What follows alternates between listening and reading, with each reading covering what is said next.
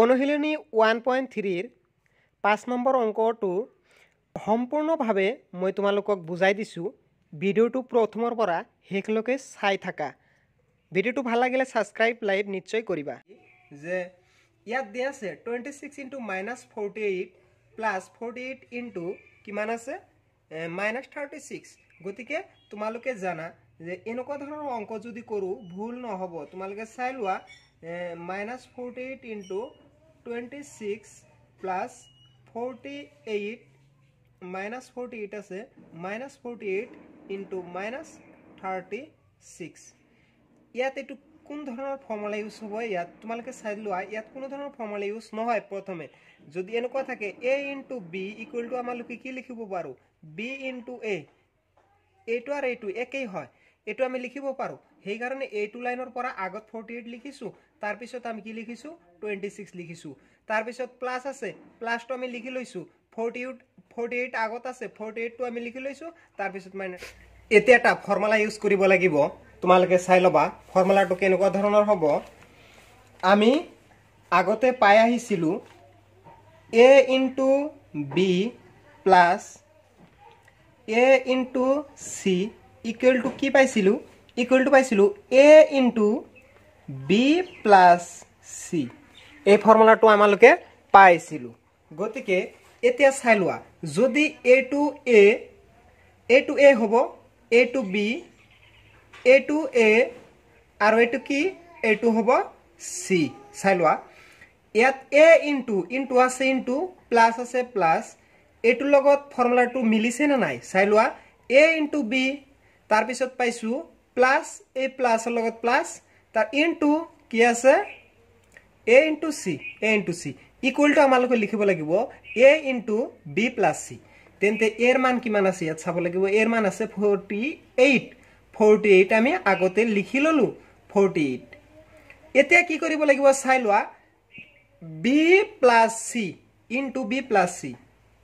b মানে কিমান আছে b মানে হ'ব 26 b লিখিছো প্লাস c মানে কিমান -36 এতিয়া চাই লোৱা -48 টো লিখি দিয়া। তোমালোকে -48 লিখি দিলা। তাৰ পিছত চাই লোৱা ইনটু আছে, কিন্তু ইয়াত এটা ইনটু পূৰণ হৈ আছে, ইনটু দি দিলো 26 + 36 প্লাস মাইনাসে মাইনাস হৈ যাব। গতিকে 26 মাইনাস কিমান আছে 36। গতিকে এটোৰ পৰা এটো বিয়োগ কৰিলে কিমান থাকে তোমালোকে ইয়াত চাই লোৱা 36 মাইনাস কিমান আছে 26। ইয়াত হ'ব 0, ইয়াত হ'ব 1, 10, ইয়াত মাইনাস আছে মাইনাস। গতিকে ইয়াত কিমান হ'ব -10। এতিয়া তোমালোকে চাই লোৱা মাইনাস মাইনাস কি পাইছো প্লাস। গতিকে 48 এৰ লগত কিমান আছে 10 পূৰণ মানে 48 এৰ লগত 10 পূৰণ আছে মানে কিমান 480 হৈ যাব। ইয়াৰ ভ্যালু आंसर হৈ গল। একদম ইজি, বুজি পাবলৈ হিমান টান নহয়। গতিকে এই নাম্বাৰটো শেষ কৰিলো। এতিয়া বি নাম্বাৰটো কৰিম। নাম্বাৰ অংকটো চাই লোৱা 5 or b 8 * 53 * -125। এই অংকটো সমাধান কৰিবলৈ হলে প্ৰথমে 8 আছে 8 টো লিখি ললা। তাৰ পিছত তোমালোকে লিখিবা ইনটু দিলে হ'ব ইনটু। এতিয়া আমি এনেকুৱা ধৰণৰ ব্ৰেকেট লৈ আমি অংকটো কৰিম। যেহেতু ইয়াত প্ৰথম বন্ধনী আছে তেন্তে আমি দ্বিতীয় বন্ধনী লম। 53 লিখি ললা 53 ইনটু কি লিখি লবা -125। এনেকুৱা ধৰণৰ অংকটো আমি কি কৰি ললো বহাই ললো। হ্যাঁ, তোমালোকে বুজাত একদম ইজি। চাই লোৱা গতিকে এতিয়া কি হ'ব, এতিয়া আমি অংকটো কেনেকুৱা ধৰণৰ কৰিম তোমালোকে আকৌ বুজাত অসুবিধা হ'ব পাৰে। অসুবিধা হলে কমেন্ট বক্সত কৈ দিব পাৰা, কোনো ধৰণৰ অসুবিধা নাই। চাই লোৱা ইয়াত আমি কি লিখিব পাৰো 125 টো আমি আগত লিখিব পাৰো। কিয় a + b * b a * b = আমি কি লিখিব পাৰো b * a। গতিকে তুমি 125 টো আগত লিখা, 125 আগত লিখিলা। তাৰ পিছত কি লিখিবা 53, তাৰ পিছত 53 তুমি লিখি দিলা। এতিয়া চাই লোৱা এতিয়া তোমালোকে লক্ষ্য কৰিবা এতিয়া তোমালোকে এটা কাম কৰিব পাৰা যে এইটোৰ লগত 125 পূৰণ কৰিলে যেহেতু আমাৰ ক্যালকুলেশন কৰাত সুবিধা হ'ব সেই কাৰণে তোমালোকে কি কৰিবা 8 ইনটু ইয়াত মাইনাস হ'ব 8 ইনটু কি লিখিবা মাইনাস 125 ইনটু কি লিখিবা 53 ইয়াত ব্ৰেকেটটো এই ব্ৰেকেটটো তুমি ইয়াত দি দিলা আৰু এটো ব্ৰেকেটৰ বাহিৰত লৈ ললা গতিকে ইয়াত চাই লোৱা যেটো মাইনাস আছে গতিকে মাইনাস 8 ৰ লগত 125 মাল্টিপ্লাই কৰি দিলে কিমান হয় পূৰণ কৰিলে হ'ব 1000 হ'ব 1000 এতিয়া 1000 অৰ্থাৎ এতিয়া ইনটু আছে ইনটু 53 এতিয়া চাই লোৱা তোমালোকে মাইনাস 53 হুন আছে কেইটা তিনিটা 1 2 3 হৈ গল তোমালোকে লক্ষ্য কৰিবা সি নম্বৰ অংকটো 15 ইনটু -25 ইনটু 4 ইনটু 10 এই অংকটো সমাধান কৰিম চাই লোৱা অংকটো কেনেকৈ সমাধান কৰো ইয়াত আছে 15 ইনটু তোমালোকে এটা কাম কৰিবা যে যত সাবা যে কোন দুটা অংক পূৰণ কৰিলে হয় 100 আহিব নাইবা 1000 আহিব এনেকুৱা ধৰণৰ অংক কৰোতে একদম অলপমান সময়ত আমি অংকটো সমাধান কৰিব পাৰো সেই কাৰণে তোমালোকে লক্ষ্য কৰিবা 825 ৰ লগত 4 কৰিলে 4 পূৰণ কৰি দিলে কি হয় 100 হৈ যায় সেই কাৰণে 25 ৰ লগত তুমি 4 কি কৰি দিবা পূৰণ কৰি দিবা মাল্টিপ্লাই কৰি দিবা এতিয়া চাই লোৱা কি হয় ইনটু 10 -10 হয় -10 টো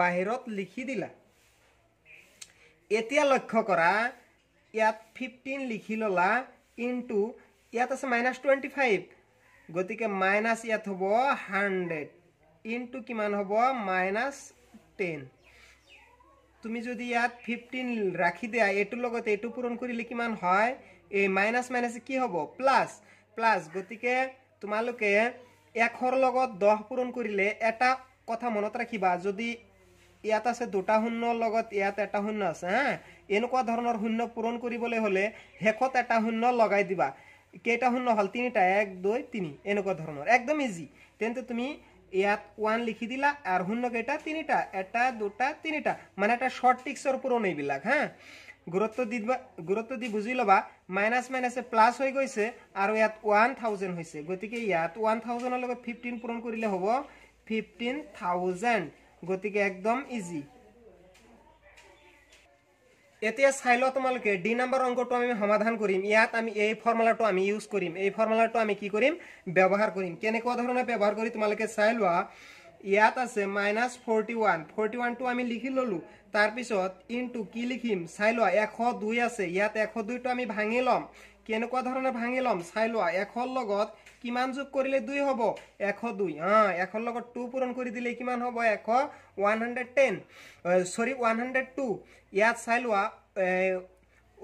এটো আমি ইয়াত ভাঙি দিছো বুজি পাইছা নিশ্চয় বুজি পাইছা এটো আমি ভাঙি দিছো এতিয়া চাই লোৱা তোমালোকে ইয়াত -41 আছে 41 টো আমি লিখি ললো 41 লিখি ললো তাৰ পিছ ইনটু আছে কিমান আছে ইনটু আছে এটো লগত এটো পূৰণ কৰি দিলে আমি এটো পূৰণ বুজি ললো তাৰ পিছত প্লাস আছে প্লাস লিখি দিলু আকৌ এটো লগত এটো পূৰণ এটোৰ লগত এটো মাল্টিপ্লাই কৰি দিলু আকৌ এটোৰ লগত আকৌ এটো প্লাস আছে প্লাস লিখি দিলু এতিয়া -41 ইনটু কিমান হ'ব ইনটু আছে যেহেতু সেই কাৰণে হ'ব 2 বুজি পাইছা নিশ্চয় এতিয়া চাই লোৱা এটোৰ লগত এটো পূৰণ কৰিলে কিমান হয় আগতে বুজাই দিছো দুটা শূন্য আছে ইয়াত দুটা শূন্য তুমি লগাই দিবা 4100 দুটা শূন্য বহাই দিছা তাৰ পিছত মাইনাস প্লাস মাইনাস মাইনাস বহাই দিছা 41 ৰ লগত 2 পূৰণ কৰি দিলে কিমান হয় 82 হৈ যাব এতিয়া a minus R a minus কিন্তু লক্ষ্য কৰিলে ইয়াত কিন্তু a মাইনাস হলে a মাইনাস পূৰণ কৰিব নোৱাৰা কিয় নোৱাৰা চাই লোৱা তোমালোকে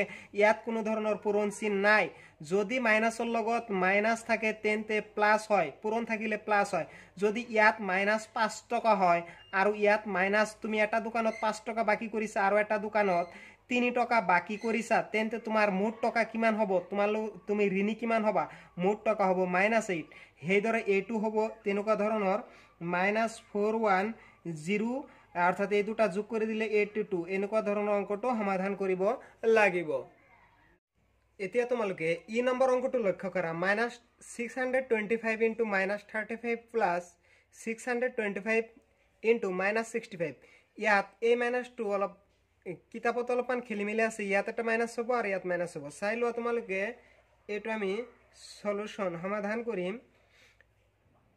কৰিম চাই লোৱা। ইয়াত এইটো আমি কি ফৰ্মুলাত ইউজ কৰিম, ফৰ্মুলাত ব্যৱহাৰ কৰিম। এইটো চাই লোৱা, এইটো এ, যদি এইটো আৰু এইটো এ হয় তেন্তে a into b plus a into c, a into b plus a into c equal to কি পাইছিলো, a into b plus c। গতিকে এইটো a আৰু এইটো a, এইটো b এইটো c।